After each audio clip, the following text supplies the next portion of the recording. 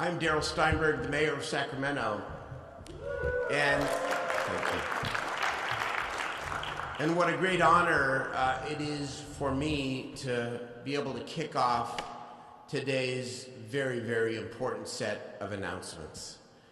I want to welcome and thank Governor Newsom and the First Partner for being here today, obviously. But so much more important than being here, and even more important than the announcement that you are about to make today, is the acknowledgement and the gratitude on behalf of all of us for what you have done to make this issue of homelessness and mental health and mental illness a top-tier public priority.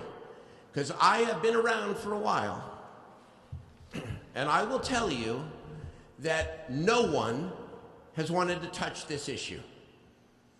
And so today's announcement will stand alone, but it is on top of the homeless assistance program that even in a deficit year, you have suggested to our great colleagues in the legislature here that we ought to continue that. And so there are many leaders from the legislature here, and I'm grateful. Love your branch of government, by the way. But I want a special shout out, because I wouldn't be the mayor of Sacramento if I didn't recognize and welcome Senator Angelique Ashby and Assemblymember Kevin McCarty, and thank you for being here. So I'm not stealing the governor's thunder, although this has been in the news already this morning, but I just want to say why this is so significant and use Sacramento as the example, because this is not just a Sacramento project here. The governor is proposing that he aids, and the legislature aid many cities throughout California where this problem is, of course, very, very real. But here in Sacramento, we did something at the end of 2022 that we're pretty proud of. We entered into a legally binding partnership agreement with the County of Sacramento that lays out our roles and responsibilities. It's really an accountability document, because what it says is that the city and county are going to work together. We are going to employ at least 50 more in our city. It's pretty big. 50 more outreach workers to engage people in the encampments, including mental health clinicians who can diagnose on the spot and have the obligation to enroll people in the services immediately, and then to help navigate them off the streets. And then to do, and this is what it says, whatever it takes, including wraparound services, full service partnerships under the Mental Health Services Act, all of it, to get everyone off the street. Now, I know that's an ideal, and it will take time. There's one thing missing. Despite the unprecedented commitment and investment by this governor, we still don't have enough beds. We started at less than 100 when I was mayor. Now we're at 1,100 beds a night, and they're full. The county the same. This is a lifesaver, what he is going to announce today. And it is going to enable us to achieve the objective to a greater degree. What he has called for, what the people are calling for: clean up the freeway corridors, make the cities safer, and do it in a humane way. That's what this is about here today. And so we are grateful, Governor, that you have chosen Cal Expo as the place to start your tour of the state. It's an important site, actually, because it's a state asset. And it's a wonderful place. State Fair, we all love it. Corn dogs, all of it. But it is also underutilized. And this is the place where we need to not solve the whole problem, but it needs to be part of the solution right here at Cal Expo. State, city, county, community. This is a new day. Thank you so much. Great to be here. Let me introduce now my colleague. Again, all big city mayors, and Governor Newsom, of course, was a big city mayor. All big city mayors are dealing with the same issue. And so we're really grateful to have the new mayor of San Jose, Matt Mahan here to speak to all of you. Welcome, Mayor Mahan. Thank you.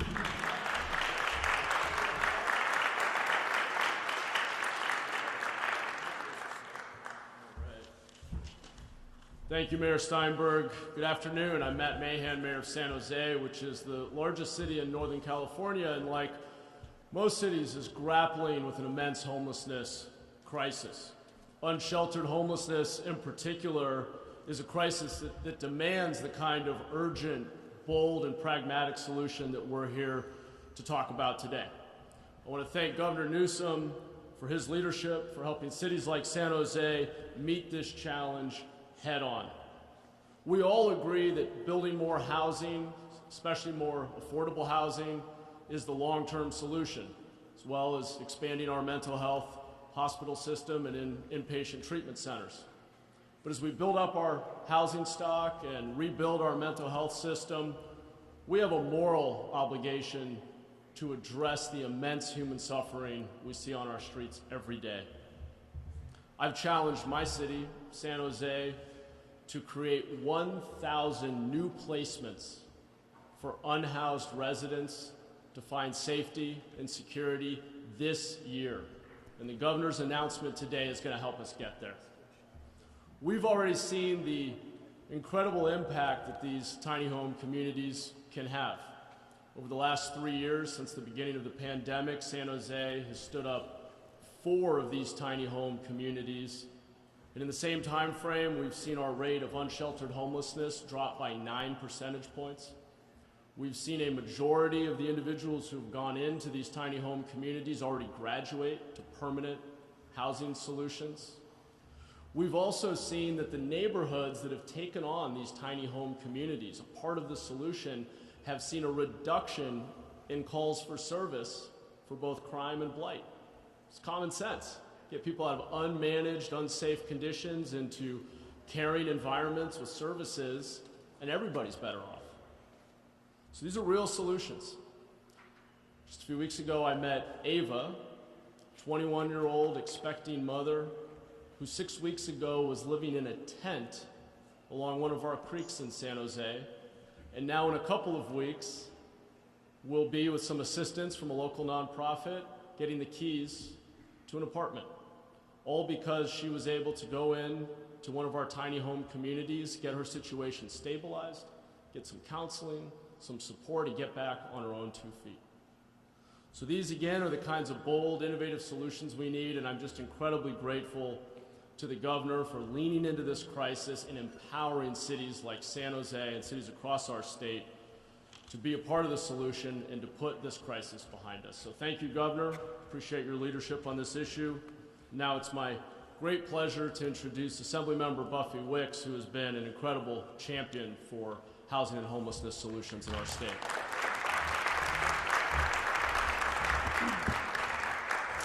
Thank you, everyone. My name is Buffy Wicks. I represent the beautiful East Bay, Oakland, Berkeley, and Richmond area. I'm also the chair of the Assembly Housing Committee. And when I got the chairmanship, I don't know, a little over maybe a year and a half ago, I knew I did not want to preside over inertia and status quo, because inertia and status quo is not working. And just ask the 174,000 folks on our streets who are experiencing homelessness if they think it's working. I want to be really clear. The reason why we are where we are today is because we have made conscientious policy decisions decades ago that have led us to where we are. We have decided to underfund or give no funding to affordable housing for decades. And that all started to change a couple years ago, in large part due to the great leadership of Governor Gavin Newsom, who decided to say that the days of saying no to housing are over, and the days of saying it's someone else's problem are over. And that is why I'm proud the legislature and the governor have worked together over the past few years to invest $15.3 billion of funding to solve homelessness. And while we are proud of that investment, voters demand, and those experiencing homelessness expect and deserve, a return on that investment. And I applaud the governor for pushing for more ambitious plans, for pushing our cities to really come to this moment and rise in this moment. And the time for planning and fretting is behind us. It is a time for action. These 1,200 small homes that we see are going to be critical interim housing for our local cities and our counties as they strive to meet their ambitious goals that they set forth for themselves. And while it took us decades to get into this crisis, we know it's going to take time and commitment from the state to move ahead, and our local communities. And I'm committed to that. I know the governor's committed to that. As chair of housing, I am committed to that. And I know that we have to build the housing that we need, because once folks have the temporary housing, they need the long-term permanent supportive housing as well. That's why the streamlining work is so important. That's why the investment in housing production is so important.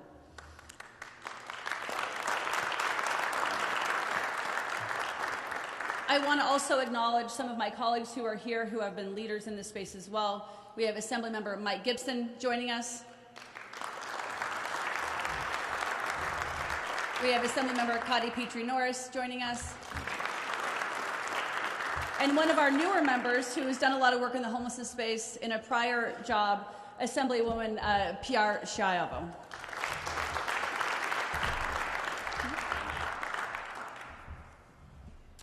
So I'll close here and just say, to solve this problem, we know we need resources, we need innovation, and we need accountability.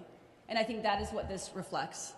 I'm excited to be here with you all today, and I'm even more excited to introduce one of my co-conspirators, partners in crime in the Assembly, whose district you are currently in right now, Assemblymember Kevin McCarty.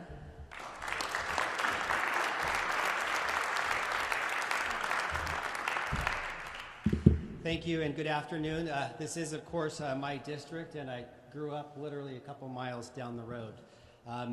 Thank you, Governor, for helping us answer the call. This is a call and a crisis we hear about every day from our constituents across California, the issue of homelessness. We appreciate hearing from our mayor of Sacramento and the mayor of San Jose, because this is a collective problem that we all need to address. It is literally an albatross that all levels of government need to step up and tackle today, as we heard from Assemblymember Wicks. And we need to act together with a sense of urgency. That's why I'm so supportive of our governor's plan and call for swift action to reallocate existing monies from our state budget to make these 1,200 tiny homes a reality in 4 cities across California. Sure, we'd love to have permanent supportive housing for 174,000 homeless across California, like the 2,000 homeless along our parkway just 100 yards behind us. But we need to focus on triaging today. Californians demand action today. We cannot wait. This helps get people out of the encampments along our beloved American River Parkway and from our central city freeways, as our mayor just noted. Lastly, Governor, I thank you for having us here at Cal Expo, because as our mayor stated, this is a state asset and a key to helping us solve this critical problem. But it's been elusive to make it happen at this site. Just 2 years ago, you signed my measure greenlighting the placement of homeless facilities right here at Cal Expo, but we weren't able to make that a reality, and I'm confident we're going to do so this year. Again, many cities across California need our help, but we're appreciative that our capital city will be among the cities of Los Angeles, San Diego, and San Jose for answering the call. Thank you again, Governor Newsom. Next, I'd like to introduce another Sacramentan, a newcomer to our state legislature, but not a newcomer to the issue of homelessness in our capital city, Senator Angelique Ashby.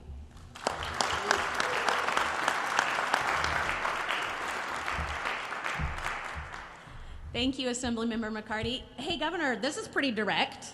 I think this makes a point of why we're all here and what we're trying to achieve today. One point of privilege. What an honor for me to get to work on both sides of this equation. 2 months ago, I was his vice mayor, and today I get to stand in front of you as your senator. Make no mistake that while this is a wonderful gift from the governor and the legislature and the state, Sacramento earned this day. Sacramento worked really hard to build a memorandum of understanding that allows for operational efficiencies between the city and the county, and there are many local people who made that happen, led by the mayor, your city manager, Howard Chan, who is here, the housing director, Lachelle Dozier, and the great partners they have in Sacramento County. And that effort is what's going to allow us to have the intensive, enriched wraparound services and the people, those 50 people that are going to help. That's really critical, because folks will move into these units, but the way we get them out of these units and onto a better life is by wrapping those services around them one by one in the individual capacity that they need. So I want to thank the legislature, both the Assembly and the Senate, for being doggedly persistent on this issue. I want to thank the governor. You couldn't make a clearer message, Governor. It's day one of your State of the State. You're sitting in Sacramento in a state-owned property with all of these houses behind you and a ton of support and this great motto to get us started. And I'm really proud of that effort. You're digging in on one of the hardest and most persistent issues that the state faces. I'd also like to personally thank my colleague who's here, Senator Ben Allen. Say hello. Southern California, a true housing champion himself. So I'm proud of everyone involved, but particularly Sacramento, and I know they'll make us quite proud. It is also my honor to introduce the Secretary of Housing for the State of California, Secretary Castro Ramirez.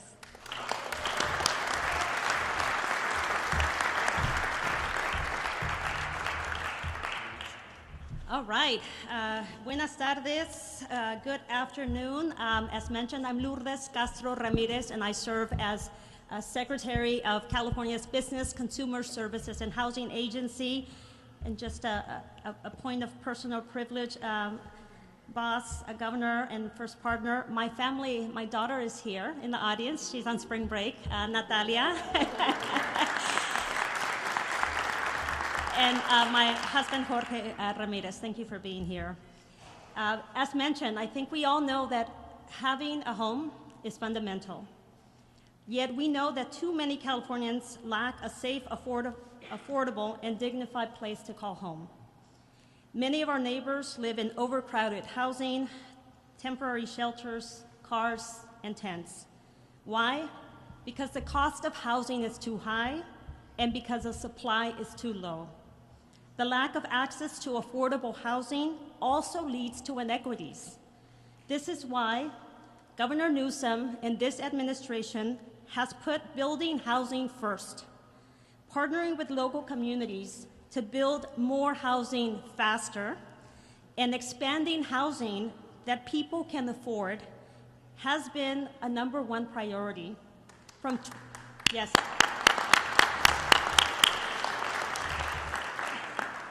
2018 to 2021, California financed the construction of nearly 60,000 permanent affordable homes. And as I speak, we have more than 20,000 homes in the pipeline.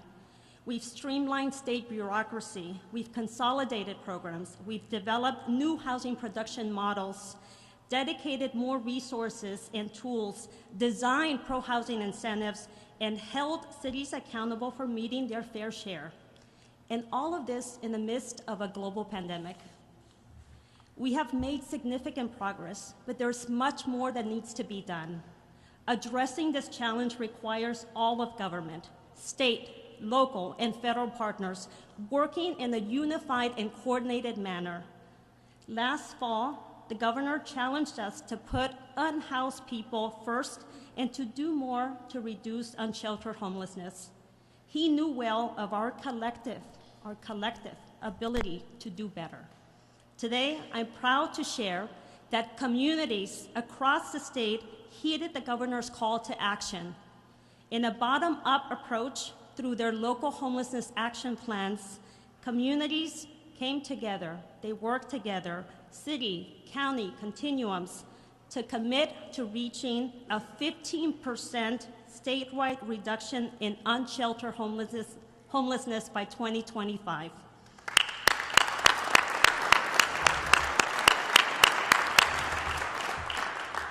This is a significant step forward. In the next few weeks, my team will be announcing funding awards to support the implementation of these local action plans.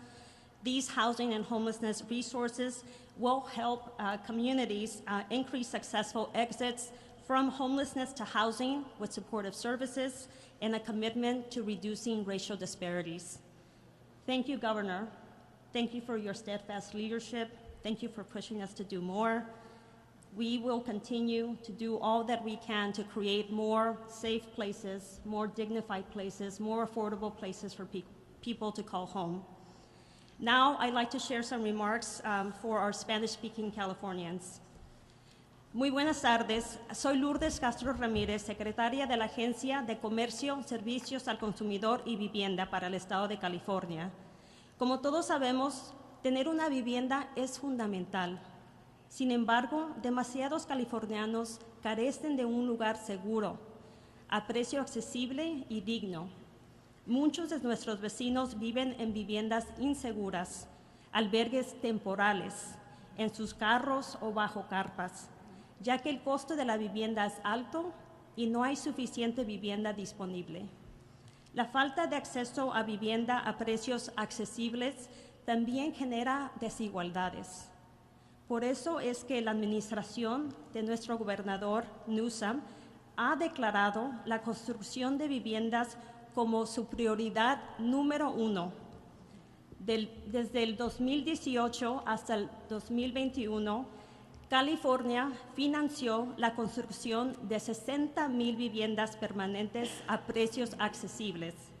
Y ahora mismo contamos con más de 20,000 viviendas en planificación. Hemos simplificado la burocracia estatal, hemos consolidado programas, desarrollado nuevos modelos de producción de viviendas, dedicado más recursos, diseñado incentivos a favor de la vivienda y también hemos trabajado con las ciudades para que cumplan con la parte que les corresponde a ellos. Y todo esto en medio de una pandemia global. Hemos logrado un progreso importante, pero queda mucho por hacer. Abordar este desafío requiere que todos trabajemos juntos. El otoño pasado, el gobernador nos pidió que nos pusiéramos las pilas, que nos pusiéramos juntos para enfrentar este desafío. Y lo hizo porque él sabía que tenemos la capacidad de hacer un mejor trabajo. Hoy me enorgullece compartir que las comunidades de todo el estado escucharon el llamado a la acción del gobernador Newsom. Por medio de un planteamiento local, las comunidades se han comprometido a reducir el 15% en todo el estado el número de personas que enfrentan falta de vivienda para el 2025.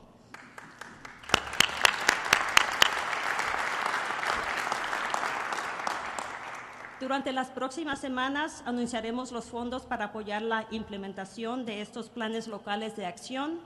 Gracias, gobernador Newsom. Muchas gracias por su firme liderazgo a medida que todos trabajamos para crear más viviendas seguras y dignas con servicios integrales. Ahora me complace presentar a la primera pareja de California, Jennifer Siebel Newsom.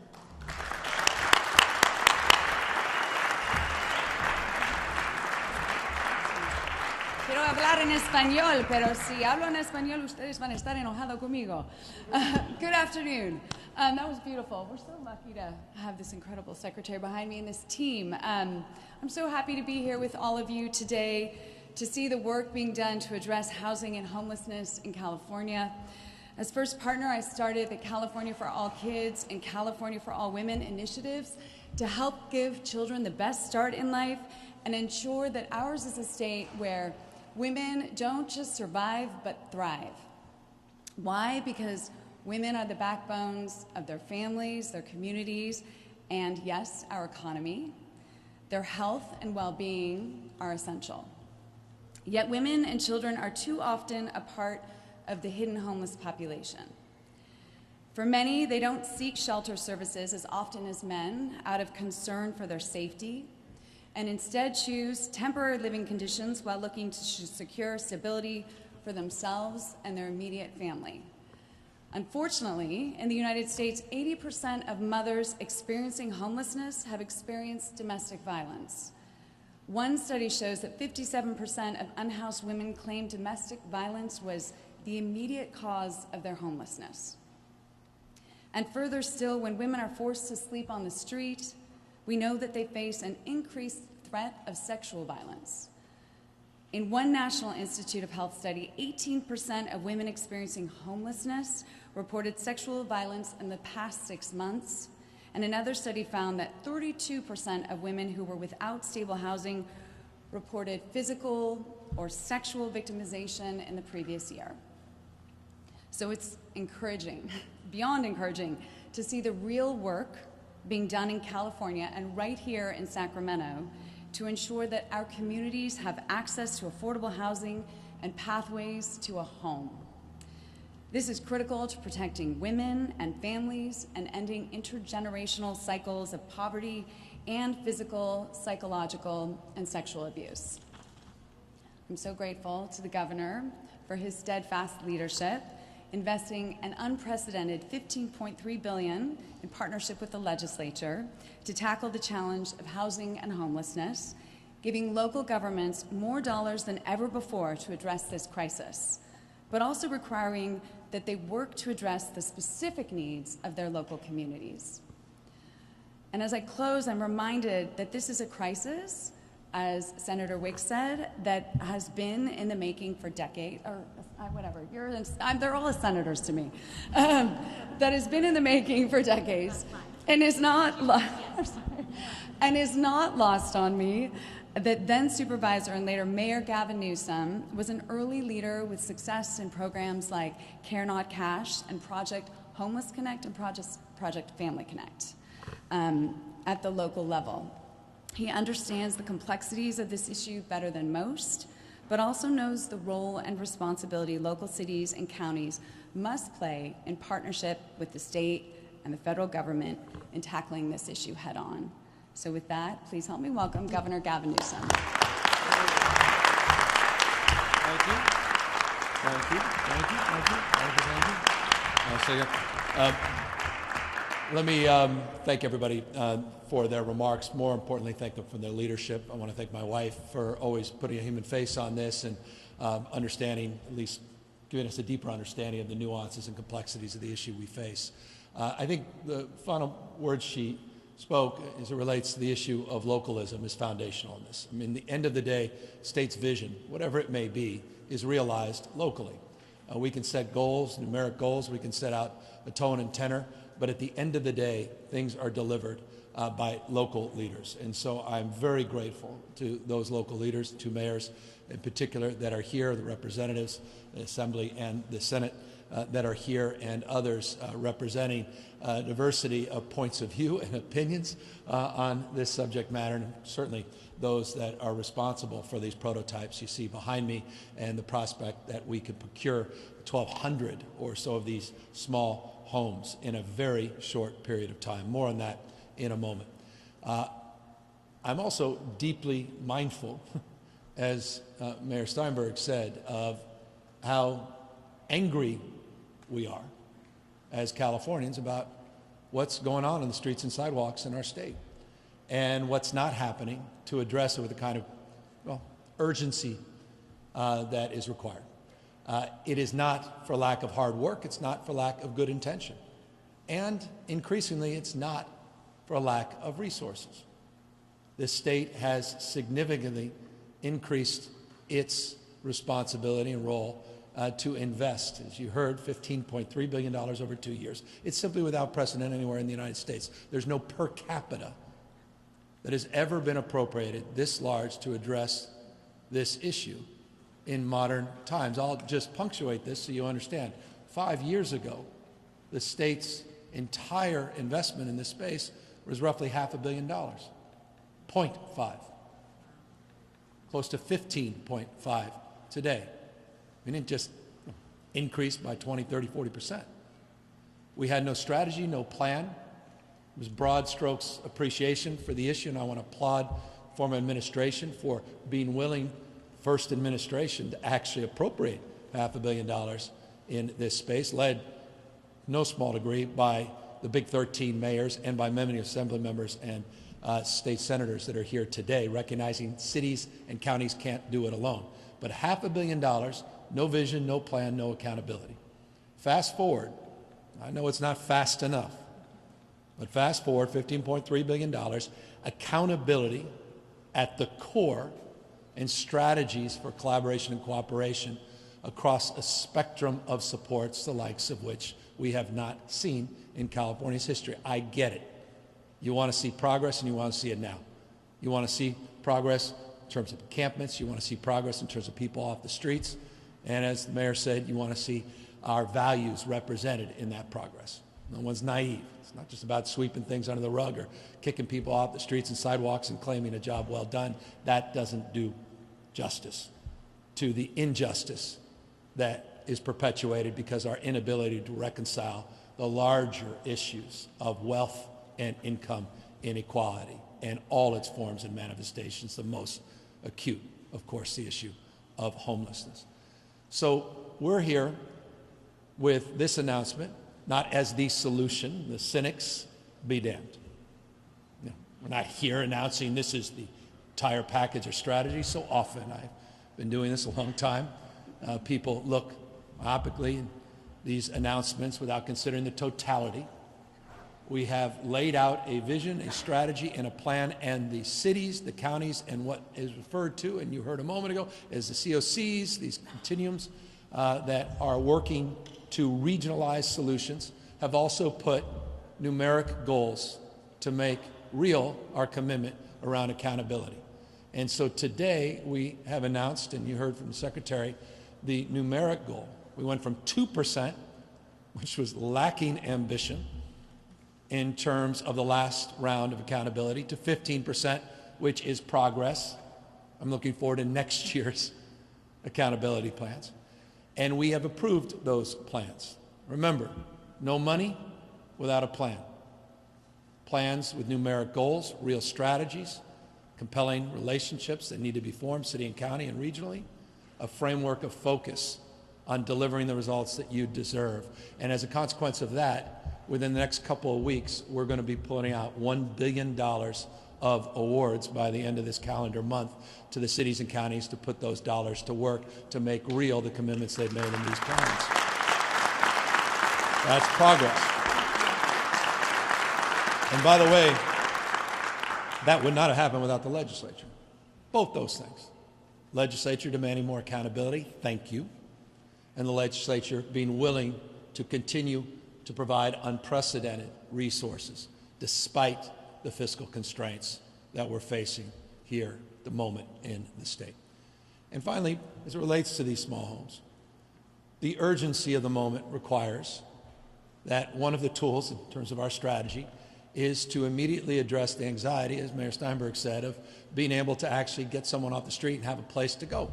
Now, we've done that with Home Key. We did that with Room Key on a temporary basis, Home Key more permanent basis.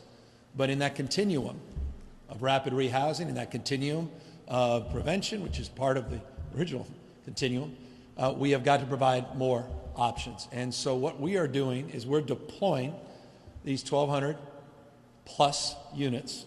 You can see these units are not just, in every case, for one individual, multiple individuals in these units, and we're putting them out with 4 partners. And that's why I want to thank you, Mr. Mayor. I mean, talk about immediately stepping up. New mayor of San Jose, all the energy and vibrancy. This guy gets it. He's one of our great leaders. Watch this space with this young man. And he immediately said, yes, I'm on board. All we ask from the mayors, including Mayor Steinberg, is this.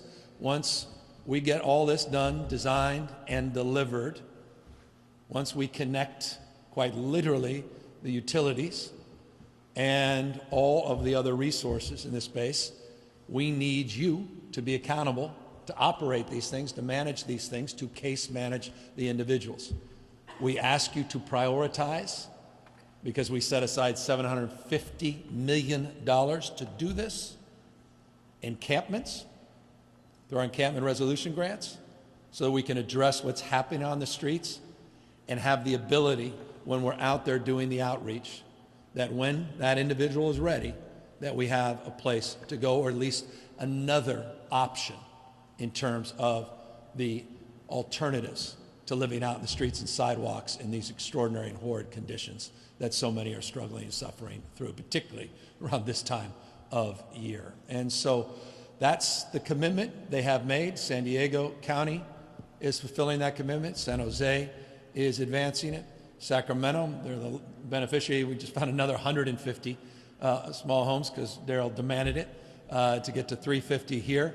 And Mayor Bass, who would love to be here, we did a Zoom together, committing almost half, 500 of these small homes to get moving. We're hoping to get them constructed in a matter of months, not years. We're trying to, I wanted to say this summer, my staff said, press will attack us if we fall short, so we are saying the fall. You still may attack us if we fall short. We're going to do our best. You got folks that are showing off their wares. We're in a procurement process. As was stated by Member McCarty, we are doing this with existing appropriations, part of that $2.2 billion we set aside in the behavioral health spectrum, and we're redirecting those dollars, again, with a sense of urgency that this moment is required. So more accountability, more resources, yes, flexibility, but accountability, and with the ability now to add these small homes to the mix and provide some, complementary efforts to a lot of the work that is already being done at the local level. We're grateful to be here, mindful as well in closing that homelessness and housing go together. And so I appreciate very much Lourdes and others making that point, and Buffy Wicks, next level in terms of the work she's been doing on the housing front in the last few years. We've signed 20 CEQA bills, 70 housing bills, $10.3 billion additional. $10.3 billion been set aside on the housing front. Again, unprecedented in California's history. You combine those two efforts with all the streamlining, accountability, and siting, it's a new day, and I get it. New energy demands new expectations, new results. But honored all took time to be here and grateful for the remarkable leaders assembled behind me. And with that, we're going to take a tour together, and then we're going to answer all your questions right after our short tour. Thank you all.